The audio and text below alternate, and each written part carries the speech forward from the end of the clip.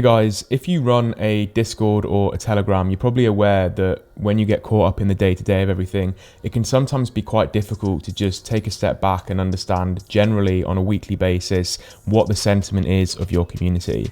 And in this video, what I'm going to take you through is the exact process and framework that we've put together that helps you really dig into how your Telegram's doing beyond just the basic numbers. Okay, so here's the template that we use, and I'm going to go through it and why we monitor each of these variables. Also, if you want to get this template, there's a link in the description where you can go in there, download it, and then it'll be your resource to use completely for free. So the first thing you're going to want to do is put together the date. This is going to be really important, especially when you want to look back over past sentiment reports that you've put together, and really is quite useful to just have that in there. The second thing that we put in here is token holders. This might be for you something different. For us, we actually have a token for our community. You might in here put in membership numbers, you might put in whatever it is, but just to give you that broad idea of like, okay, how is that increasing or decreasing over time? The second thing you want to put in here is the number of messages that are actually sent. Now you can pull this directly from Telegram or Discord if you go into their analytics section.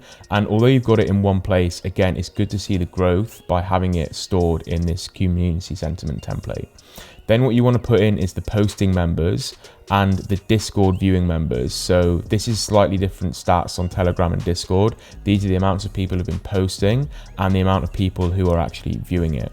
And then what you can do is work out the percentage of people who are posting versus the actual number of people in the chat.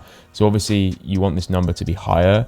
When we've seen absolute peak activity, this number's been like around 20-30% of people who are posting every week. So 5% was really not good enough for this week.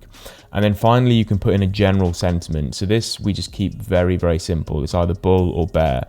Are people really engaged and positive about your community, or are they perhaps not so positive, in which case you would label it that. Now, these are just the high level statistics, but really the most important thing is the report that your moderator will write.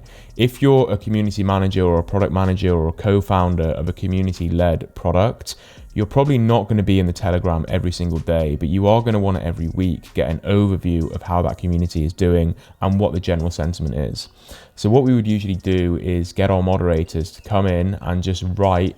Doesn't need to be too long, just perhaps a few different paragraphs about what's going on in the community, what you should be paying attention to, and any potential suggestions that are going to help you to basically make that community a better place. So one really easy action point that came for us, for an example of this week, was users not being able to access different website links on our product. And this was just very easy for me as the product manager to put into place by making sure that on the product these links were very clear. And this is a resource that as a co-founder and product manager of a community-led startup that I look at every week and is incredibly helpful. So yeah, very simple, very basic, but I can assure you if you just have this lightweight framework and you have your moderators reporting every week and somebody responsible for just writing up a quick write-up, it's going to save you a lot of time and a lot of hassle. It means that you don't have to be constantly involved in the community, every single hour of every day. You can just come to this, take a good overview and understand what you need to do. So thanks a lot for that. If you enjoyed this, we're going to be making loads more videos about how you as a community manager or a co-founder of a community-led startup can really help drive and accelerate the growth of your community and also just engage with them a little bit better. So thanks a lot for that and see you next time.